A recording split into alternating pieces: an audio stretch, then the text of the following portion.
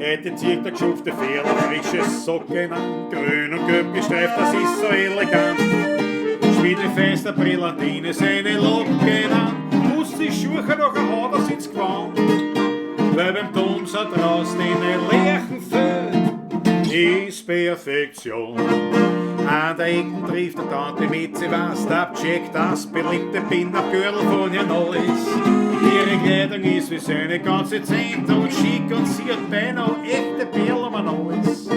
Weil beim Drumser draußen in den leeren Feld ist Perfektion. So gehen die beiden mit vergnügt und sind so Domser hin. In der Garderobe sehen sie ein großes Schild.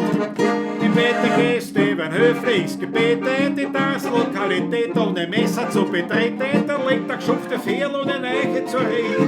Sein Taschenfehler hinter mit, sie hat im Taschenleder eins drin. Da geht's in Schwung und Elan, in Geschrauft, der Cheetah Pokan, gespielt von Charlie Wroblak, Charlie's Golden Boys, aus Neues und mit der Elastizität, die sich von selber versteht, schleift der Ferdinand die Mieze aufs Paket. Das ist ziemlich übervölkert schon, weil beim Domsee ist es schon wissen, Perfektion. Der Saxophon, das improvisiert, die Nummer 1 Give You Anything But Love, beim letzten Ton, da hat segiert.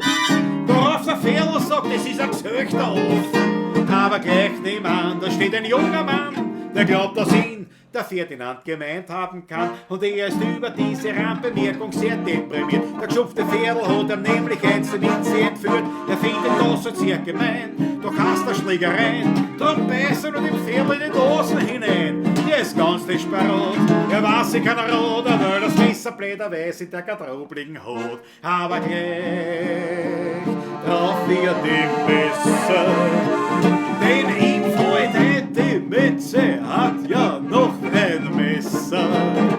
Er reißt ihn zusammen und gibt dem Gegner einen ziemlich leichten Stesser. Durch diesen Stesser fliegt er durch das ganze Tanzpaket. Am anderen Ende pickt er traurig an der Wand und 5, 6 Tänzer, die ringeln sich am Boden. Davon schreit einer, jetzt gibt's so schädlich am Maroden. Daraufhin sagt der andere, warum denn gern Toten? Sie schütteln sich die Hand und beideln drauf den Ferdinand aus dem Gewand. Kaum hat der Pferdl seine Floschner, sagt er zu der Mitzi, reiben das Messer aus der Taschner. Aber die Mitzi sagt, ja, der Teufel soll's holen, jetzt hat mir wer mein Taschel gestohlen. Und die Testen, dass der geschupfte Pferdl wehrlos war, hat die Übermacht ihm ziemlich malträtiert. Er bekam ein blaues Auge, dass er sich schwerlos war, das hat er mit kalten Umschlägen sich kuriert. Und er nimmt so oft ihm der Schädel brummt, 2 Pyramiden, doch nächste Woche zieht der geschufte Pferdl wieder frische Socken an.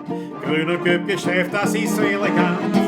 Spielt in feinster Brillatine seine Locken an, muss die Schuhe noch ein Haar, das sind's gewandt, weil beim Domser draußen in den